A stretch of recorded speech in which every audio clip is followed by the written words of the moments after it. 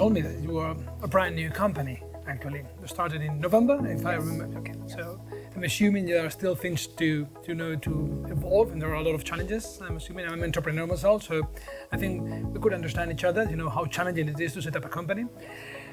So the first thing is I'm in Barcelona, so for me it's, let's say, the environment makes it easier. But how is it, having a company in the gaming industry in a territory that has no, long-term experience in gaming? So, and probably you don't have the environment and the ecosystem that is going to support that. So, why did you decide to come here and set up the company here? And what does it mean for you? I guess the biggest thing is I lived in Stockholm when I first came to Sweden and when I did my education. I first lived in Stockholm, and that's like the Silicon Valley of video games. And so it was very saturated, at least kind of the attitude I got from going to school at university. It was very cut and dry, just push into AAA, just go texture things, and it was, while I did learn independent development skills, it was just very just go to the AAA, just go do that. But it was, I guess the biggest thing is I wanted to have my ideas, just being an artist and enjoying video games, and I just wanted to kind of be at the forefront of that. Mm-hmm. And when you kind of move out towards, it's a very intimate setting here.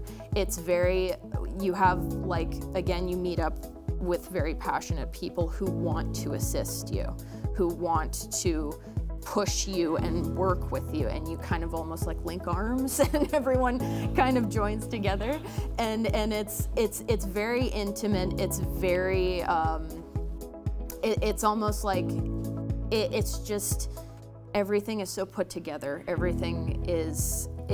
And everyone seems very genuine. It's not as at least to me, it's very genuine. It's not very people want to help you as if you're a business person or just a developer, someone who needs work. And they welcome and support you. Of course, yes. And a bigger thing, at least to me personally was, so I'm from Canada. I grew up I'm an Alberta native and a resident, so I lived there my whole life, or until I was 17.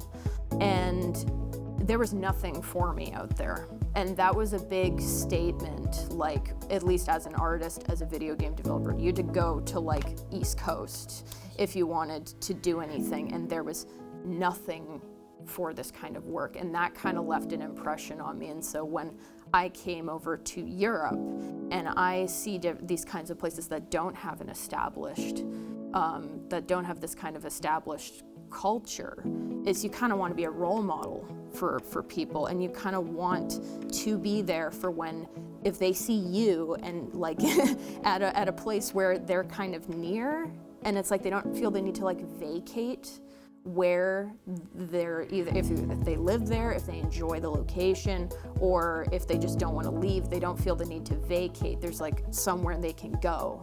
That's very, if I may, inspirational, actually. So in a way, that's definitely, a change of a view, actually, because you tend to think, in the most important cities as the place where actually, things are happening, and what I see as well is that you try to become, let's say, a model somehow, try to demonstrate or show that this is possible. Which links me, what would you say to people that are actually, thinking, okay, probably I would like to be, in the game industry. Should I go somewhere? Should I stay here? And I'm thinking especially on girls, actually, that see you and say, okay, that's possible. At this model you are picturing me. So what would you say to them? In this region, I would say, if it was exclusively in this or just in focusing on this region, I haven't felt much resistance, at least as in some instances I have. It's always been a struggle you know, being a female trying to make games. It's been a struggle, and you push, and it's like, and it's just, or it's intimidating that you have all these male figures staring at you, and it's just like, or, you know, it's like they don't take you seriously.